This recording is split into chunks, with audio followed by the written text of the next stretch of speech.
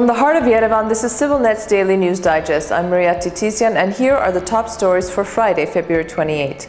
26 years on, the Sumgait pogrom is still a fresh wound for Armenians. Also, Armenian and Georgian presidents committed to deepening relations.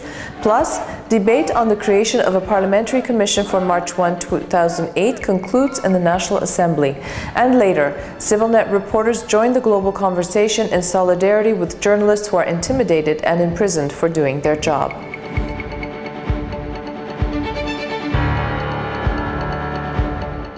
Sumgait has become synonymous with the modern-day genocide of Armenians, which took place during the early stages of the Karabakh Movement and marked the start of the Armenian-Azerbaijani conflict that continues today. 26 years ago, Armenians in Sumgait, Soviet Azerbaijan, were dragged from their homes, brutally attacked, raped, killed. Some were even burned alive. Eyewitness accounts of how mobs of Azerbaijanis indiscriminately attacked Armenians because of their ethnicity are too gruesome to recount. According to official data, more than 36 Armenians were killed in the massacres that began on February 26 and lasted till March 1. However, unofficial numbers place the dead in the hundreds. CivilNet's report, Sumgait Pogroms, A History That Matters, chronicles the timeline of events. Here is a short clip.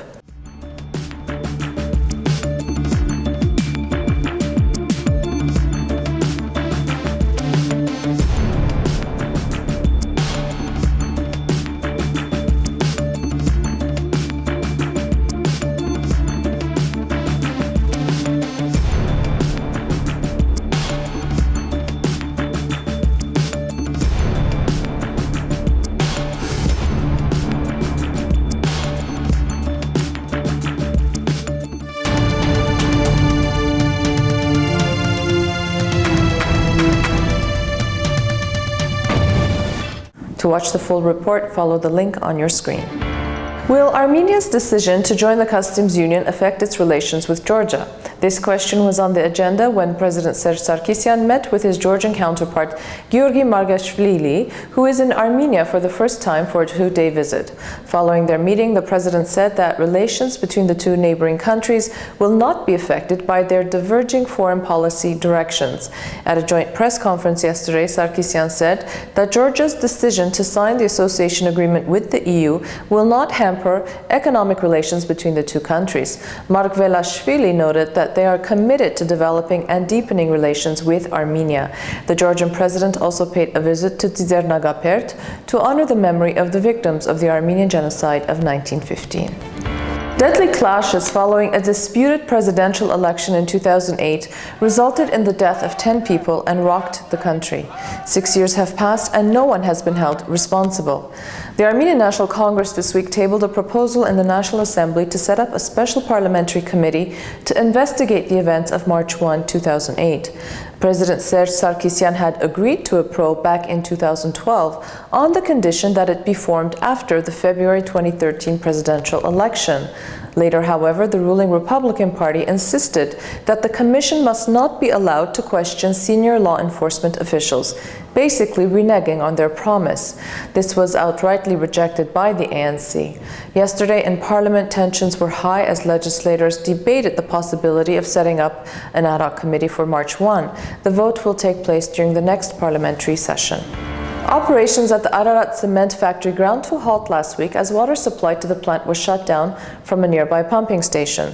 The plant was also raided by police and representatives of the State Environment Protection Agency.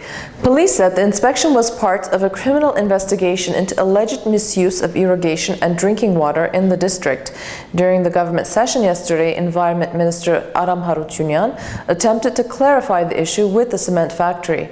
Harutyunyan said that inspections were taking place in the Ararat region to disclose violations by a number of businesses. The Ararat cement factory belongs to the leader of the Prosperous Armenia Party, Gagik Tsarukyan, who had harshly criticized the government's economic policies and, in particular, the mandatory pension system measure during the party's convention on February 15. Prosperous Armenia officials believe that the inspections have to do with Tsarukyan's political activities. The government denies any political motivation.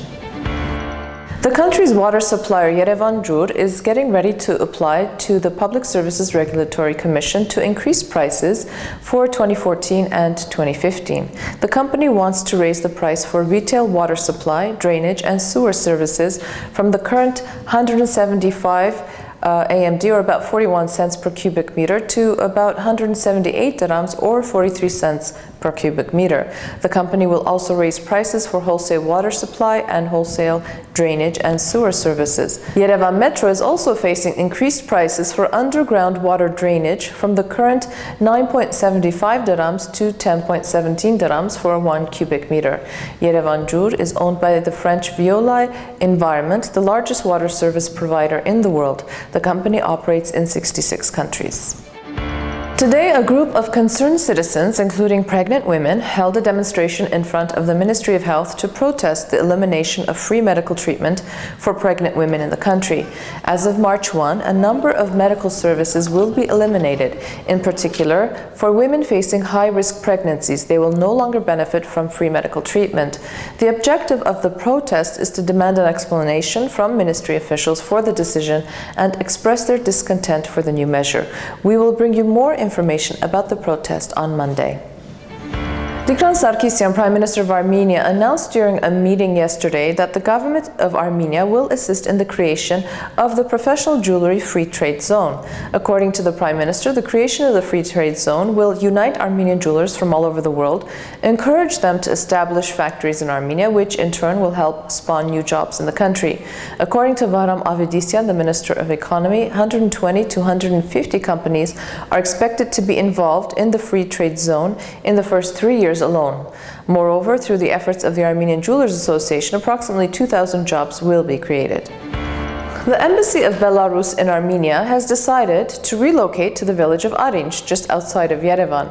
The Armenian government agreed to the request by the embassy to purchase a 4,000 square meter swath of land from a local villager.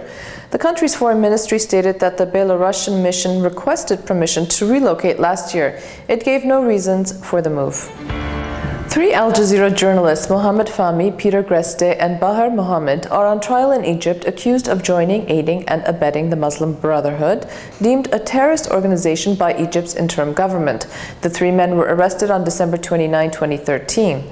The Committee to Protect Journalists has ranked Egypt the world's 3rd deadliest country for journalists. At least 5 journalists were killed and 45 assaulted last year, and security forces raided at least 11 news outlets that year. Reporters from CivilNet joined the global conversation and the Global Day of Action in support of Al Jazeera reporters on trial in Egypt. CivilNet's video clip was also featured on Al Jazeera yesterday. Take a look. I am a journalist. My role is to report the facts and inform the public debate. Je suis une journaliste. Իմ խնդիրն է պաշտպանել խոսքի, արտահայտվելու, քննադատելու ու տեղեկացված լինելու իրավունքը։ Ich bin Journalist.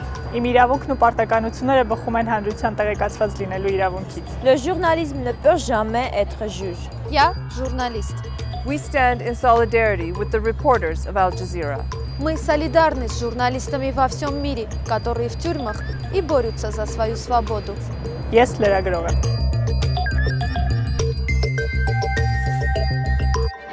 British filmmaker Matt Holtz's documentary film Dummy Jim was screened at the 12th Annual British Film Festival here in Armenia.